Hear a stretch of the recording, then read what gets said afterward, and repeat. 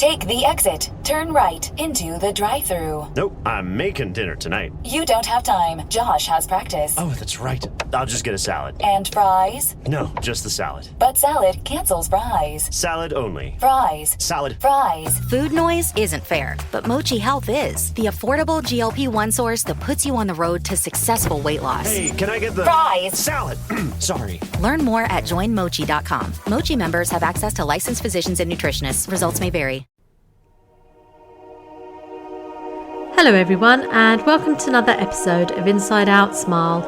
I'm your host, Dr. Amber Q, and in today's episode, wow, I've got a lot to say, and I'd be interested to see what you think as well. So, let's begin. Well, we know that if we look at Earth, we know that it's absolutely beautiful. It is stunning. But we also know that our physical environment is changing and not for the better. We know that Amazon rainforests are being cut down. We know that there's deforestation in a lot of places. We also know that wildlife is disappearing. And we're not just talking about snow leopards and things. We're talking about in the UK, there's so many birds that are becoming extinct or endangered. Same thing for hedgehogs, who are so cute. I remember seeing different beetles when I was young, and hedgehogs and frogs and things. Don't see any of that anymore. So that's kind of the Earth, right? We know that stuff is happening in the Arctic. We know that the sea's getting I don't know. I mean, I'm trying to think of a different word apart from corrupted. We know that the sea is in distress. Let's just say the sea is in distress. Earth as a whole is in distress. And I was listening to an Islamic lecturer, and he was saying something amazing. So shout out to Sheikh Hamza Yusuf from Zaytuna College. He was saying that, and I haven't looked at the stats for this personally or the studies, but rats and cockroaches are increasing. And he was saying, but we're losing like elephant. Well, actually, he mentioned lions and tigers, but I would say elephants and other creatures. And he was saying essentially that as we lose those animals in the environment, we find that we're also losing those qualities ourselves. And those qualities he mentioned of majesty and beauty. So I don't want to take credit for his words. And he was essentially saying that the outside environment is a reflection of what is inside of us, and that we need to work on ourselves. Obviously, that's the whole ethos of Inside Out Smile. But the thing is, it's really interesting, right? Because if we say, and this is actually in the Holy Quran, that when people become corrupt, the earth will sort of reflect that, and, you know, things will happen in the sea, etc.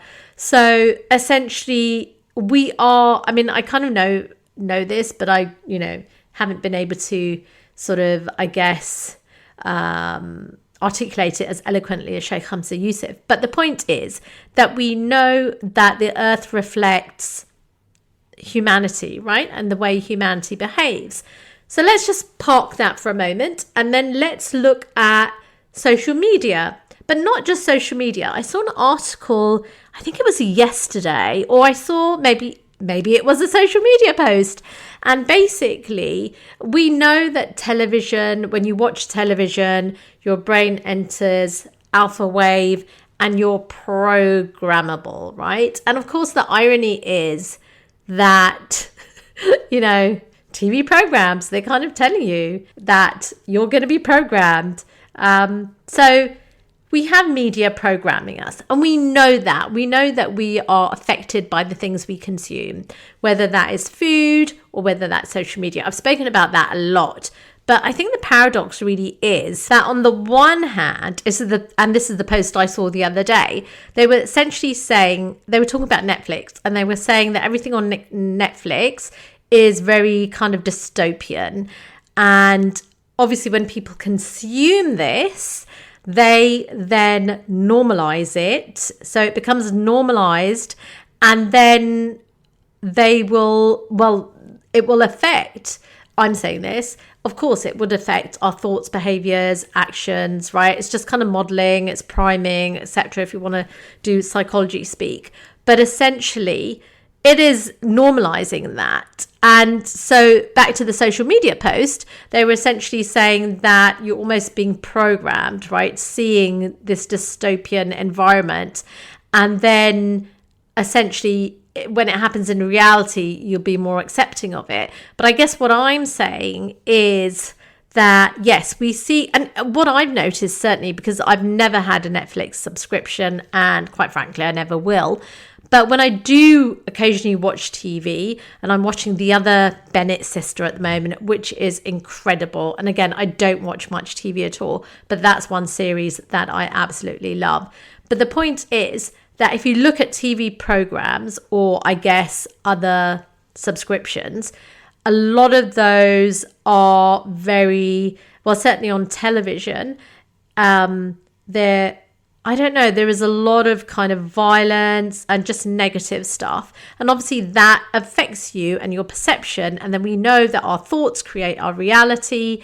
And so we're being fed that.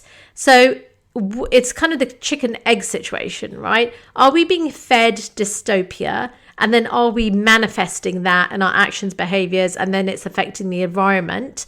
Because really it is human corruption, right? That's causing corruption in the external environment. Or is it just, I mean, it's all a feedback loop, right? Because if humans are corrupt, abusing the earth, we're only going to reap what we sow. But then why are humans becoming so corrupt? It's because we are consuming corrupted food, corrupted media. So it's all just, I mean, maybe it's not such a paradox, but, you know, it's just that we're consuming things that are destroying our inner sort of nature, our true nature. And I think that's so sad. And then I think you see it reflected in so many ways. In terms of people becoming less compassionate, less kind, and just absorbing those sort of negative traits that I guess, you know, are going to be displayed in these various programs that speak about or showcase dystopia. And the reason I've been thinking about all of this is because, you know, if you just look at everyday issues in your city, you know, people are fly tipping or just leaving rubbish in places. And I was thinking, am I just getting older and getting more grumpy? But then I started paying attention to my own life, my own habits, my own routines, and the things that I was consuming. And I realized that, hey, you know, depending on what I watch, for example, if I let low quality input in, you know, if there's noise, distraction, or constant scrolling, then it affects my focus and even how I see things. And that's when I was kind of like, oh, do you know what? And then I heard that talk, and then I was really thinking about it and thinking that, yes, what if the environment around me, like literally people littering, what if that isn't random? What if it's that something in society being reflected back? And you guys know, I have spoken about people that, you know, when you're driving, they just take advantage, they'll cut you up, etc. They won't say thank you, etc. And I guess although I've spoken about that aspect, about how people behave and how people are impatient, I didn't really think about people leaving rubbish in places. And I think it's just that I suddenly realized, oh my gosh, the actual physical environment of how people are behaving, the things that are thriving in an environment really say something about that environment, right? Because when there is neglect in the environment, then disorder grows, right? And that's when, I guess, things start to break down. And so, you know, there is, depending on where you're living, etc., you know, there is chaos out there. But I think, you know, this is where it's really complicated because, we see that chaos out there. Like, I mean, I don't know where you are in the world. I do want to say a shout out though to Spain, because Spain is amazing. Spain and Singapore, amazing countries. I've been to Spain. I've been to Barcelona. Absolutely love it. Barcelona and Madrid. Need to go back. And I have not been to Singapore. I was in Malaysia several years ago, and I really wanted to go to Singapore and we didn't get to go. And I do want to go back to Singapore. I mean, I do want to visit Singapore. I can't go back to Singapore because I haven't actually been there as yet. But the point is, and I'm thinking about this as I'm saying this, right? And I'm thinking that, hold on, I have noticed that people do litter, but I think I've noticed it in sort of the small micro, if that makes sense, right? So you see someone litter, or someone hasn't cleaned up dog poo, or you see someone being an irresponsible dog owner, and you kind of recognize that. But then when I think about, I don't know, the macro things in the environment, so I guess maybe burglars, and then, I don't know, these people riding bikes and scooters on the pavements, just all of that sort of disorders. You recognize that people, I suppose you recognize it subconsciously, that people are behaving in ways that are not great.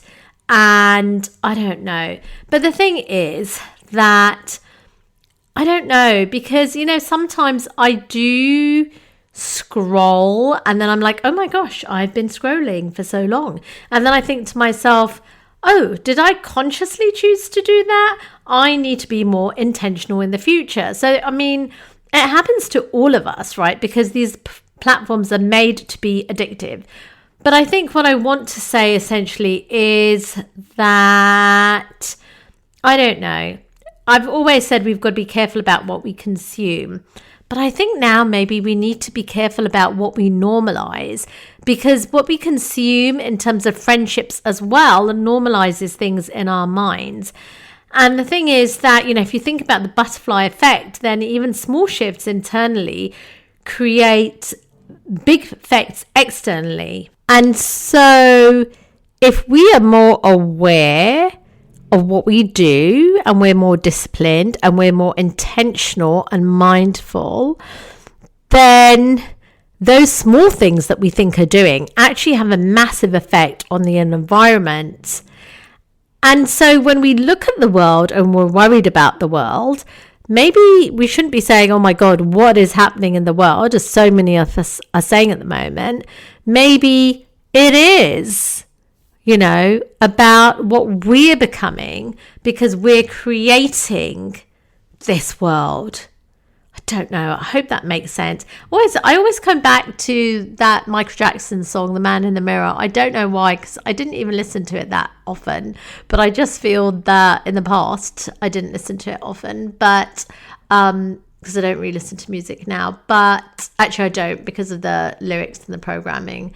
But essentially, yeah, I don't know. I just kind of think that we have to step up, essentially, all of us, including myself. I need to be much more intentional. And I think it's really easy to say that, but I think, just one small step at a time about, if we want to see a change in the world, like literally in the world and in the environment, then we have to really look at ourselves.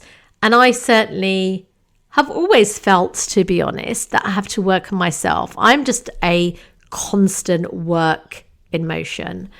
How about you? What are your thoughts about this episode? Until the next one and the next episode, let's all create connection and not just change lives, but save lives.